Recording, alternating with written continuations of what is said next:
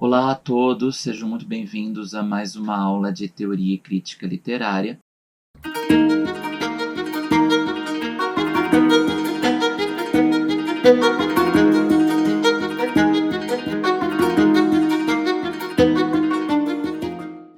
E hoje a aula intitulada O Romance do Século XIX e a Crítica Literária, Mimesis, de Auerbach, eu optei por fazer uma divisão em duas partes. Nós vamos estudar o romance do século XIX, principalmente dois autores, o Honoré de Balzac e o Gustave Flaubert. No exame que nos interessa, que é verificar o método teórico-crítico do Auerbach, interessa-nos verificar, segundo Antônio Cândido, neste livro, Literatura e Sociedade, especificamente no capítulo Crítica e Sociologia, o Antônio Cândido comenta que o método do Auerbach é marcado por uma fusão de processos estilísticos no método histórico-sociológico. Então, nós vamos verificar no capítulo intitulado Na Mansão de la Mole como que o Auerbach analisa os romances O Pai Goriot, do Balzac, e Madame Bovary, do Flaubert. Na realidade, este capítulo, Na Mansão de la Mole, centra-se na análise de três romances. Além desses dois, o Auerbach analisa na primeira parte O Vermelho e o Negro, do Stendhal. Então, optei por fazer o seguinte recorte.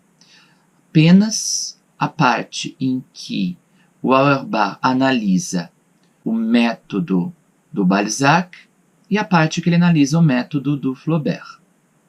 Com esse recorte, com essa redução, é possível perceber qual é o método teórico-crítico do Auerbach. Então, nós temos que entender que este livro, esse monumental livro chamado Mimesis, ele tem como subtítulo a representação da realidade na literatura ocidental. Ora, qual que é o principal objetivo do Auerbach? Verificar em que textos da literatura ocidental a realidade é representada de melhor maneira. Esse livro foi escrito durante o exílio do Auerbach em Istambul, durante a Segunda Guerra Mundial, quando ele esteve fugido dos nazistas. É interessante perceber que esse livro foi escrito na Europa Oriental acerca da literatura ocidental. E o Auerbach, ele, desde os primeiros textos, desde os textos da Bíblia, até Marcel Proust, até a primeira metade do século XX, o Auerbach faz um longo exame de vários textos literários da literatura ocidental. Textos estes fundamentais para a leitura de todo estudante de letras. Um estudante de letras que não leu, pelo menos na íntegra, uma dessas obras, não poderia se formar no curso de letras. Então ele examina vários textos da literatura ocidental e, nesses textos, ele destaca um procedimento que ele intitula mistura de estilos. O que vem a ser a mistura de estilos? Ele verifica que na poética de Aristóteles, o Aristóteles separava os estilos, os temas e os estilos em temas altos, elevados, e temas baixos, e a esses temas altos corresponderiam formas elevadas de representação.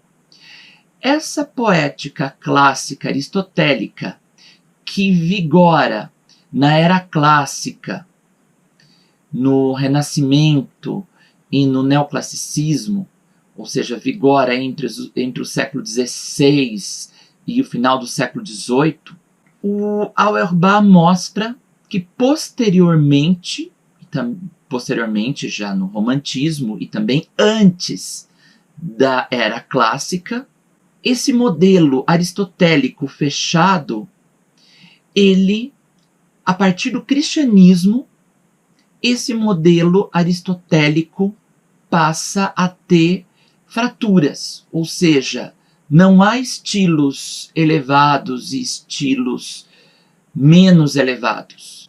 Então, ao longo da sua obra chamada Mimesis, com esse critério da mistura de estilos, o Auerbach problematiza essa poética fechada do Aristóteles, mostrando como que, ao longo do tempo, qualquer tema pode ser tratado de forma séria. Então, a princípio, nós vemos nesse texto, na Mansão de la Mole, na parte que ele se refere ao Stendhal, ele comenta acerca do pré-romantismo do Rousseau e como no pré-romantismo francês havia uma tendência de fuga para a realidade contemporânea. Quer mostrar que no realismo existe a representação séria da realidade contemporânea, mas que no romantismo o que ocorre principalmente depois da morte do Rousseau, no que ele chama de pré-romantismo, ainda não no romantismo, com a produção literária de autores como Chateaubriand, Lamartine, Victor Hugo, mas naquele pré-romantismo havia essa tendência para a fuga da realidade contemporânea. Então, que essa época, tanto a época pós-Revolução Francesa, pós-1789, pós-Império Napoleônico e pós-restauração, restauração de 1814, da restauração monárquica depois do período do Império Napoleônico, a restauração monárquica dos Bourbon, que mesmo nessa época é uma época pobre em obras realistas. É interessante perceber que conceito que o Auerbach tem de realismo. Ao longo de toda a sua obra Mimesis, percebe-se que o realismo para o Auerbach é mais do que um estilo de época. Ele é uma maneira de representação da realidade contemporânea. Então, acaba dando um significado para esse realismo como se fosse um realismo supra-realismo, um realismo que desse conta dessa representação séria de personagens de baixa estratificação social em qualquer período literário. Só que aqui, nesse texto, na Mansão de la Mole, nós vamos ver o realismo enquanto um estilo de época. Enquanto um estilo de época que nasce a partir do romantismo, nasce a partir de Balzac e entra com todo vigor na formação literária de Flaubert. Só que ele já vem em germe no Stendhal. No Vermelho e Negro, nós temos, embora seja uma obra romântica, em que se tem um herói problemático, um herói titânico, um herói que está em oposição aos valores sociais, às leis, aos costumes, que busca uma realização ideal, essa realização ideal típica do romantismo. Só que essa realização ideal, quando esse herói percebe os seus limites, ele vê que essa realização ideal está fadada ao fracasso. Então, o que se vê nesse romantismo são essas tendências históricas e individualistas, porque muito do romantismo ele está ao fugir à representação da realidade contemporânea, ele representa uma realidade passada vista como ideal. Adquire aqueles valores do passado, daqueles heróis do passado, como se fossem valores nobres para esse indivíduo. O que ocorre principalmente na obra de um Victor Hugo, se nós pegarmos, por exemplo, Notre-Dame de Paris, nós vemos o sublime da catedral e o grotesco do Corcunda. Então nós vemos esse princípio de mistura de estilos, em que o sublime se mistura ao grotesco. Só que, não, segundo Auerbach, não se toma em consideração o real. Mesmo na obra do Victor Hugo, o real não é tomado tanto em consideração, com essa mistura de estilos do sublime e do grotesco. Na aula de hoje, nós vimos como o método estilístico do Auerbach se coaduna com seu método histórico-sociológico. Na realidade, nós temos que ver a aplicação desse método.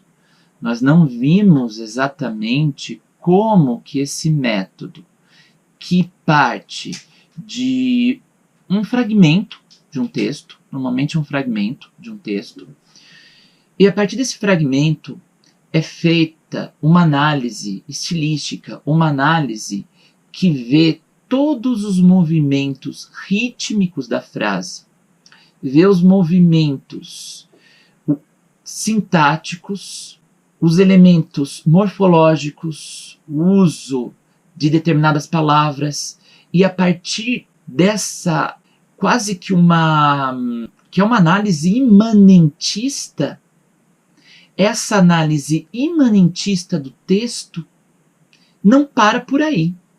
A partir dos elementos vistos no fragmento, o Auerbach relaciona esse fragmento com toda a obra que ele está a examinar, como é o caso no romance O Vermelho e o Negro, do Stendhal, em que numa cena em que aparece o interesse da filha do patrão, do Julien Sorel, o interesse dela pelo empregado, com palavras e expressões desse fragmento, é possível perceber as relações histórico-sociais. Por quê? Porque é claro que o Auerbach ele escolhe textos em que ele vê como a realidade é melhor representada. E ele tem um conceito de realismo que não se vincula apenas à escola literária, à estética artística realista, como também a todas, ele vê como princípios básicos a representação séria de personagens de baixa estratificação social, a representação cotidiana dessas personagens inseridas na realidade contemporânea. Como ele aponta na análise que ele faz da obra do Stendhal, ele vê essa relação dessa obra romântica inserida na herança do pré-romantismo francês, o contexto francês de instabilidade política, haja vista que até 1830, pós-Revolução Francesa, tem-se o Império Napoleônico e depois a restauração monárquica. Por isso que o subtítulo desse romance, O Vermelho e o Negro, ele tem como subtítulo Crônica do século XIX. Então, ao mesmo tempo que todo o princípio de composição é romântico dessa obra, já anunciam algumas características do realismo moderno, quais sejam representação da vida contemporânea e representação de personagens de baixa estratificação de maneira séria. Portanto, nós vemos que o Auerbach, ao analisar essas obras, e nós vamos ver nas próximas aulas sobre o Balzac, sobre o Flaubert, ou seja, como o Auerbach analisa o Pai Goriot do Balzac e o Madame Bovary do Flaubert, como a partir de pequenos fragmentos de uma cena qualquer do romance, se encontra em germe todos os elementos do romance, como que palavras ou expressões, como que elas significam neste contexto histórico social. Por hoje é só.